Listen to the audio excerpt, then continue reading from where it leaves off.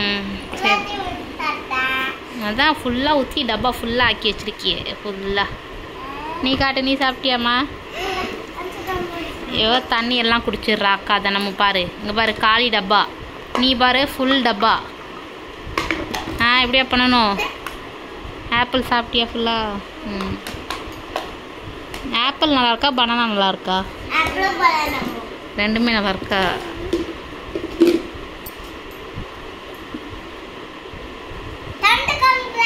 திறந்து காட்டினா அக்கா சாப்பிட்டுட்டா காட்டினா. ம் வச்சிரு.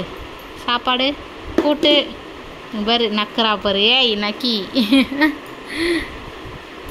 வை. கழுவ தான் போகிறேன் நான், நீ ஏன் தொடச்சிட்டு இருக்க? தரையில் சிந்தினது மட்டும் தான் துடைக்க சொன்னேன்.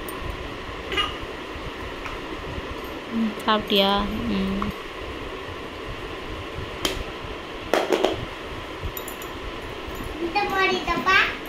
நீயும் குழம்பு ஃபுல்லாக ஊற்றிருக்க தானே?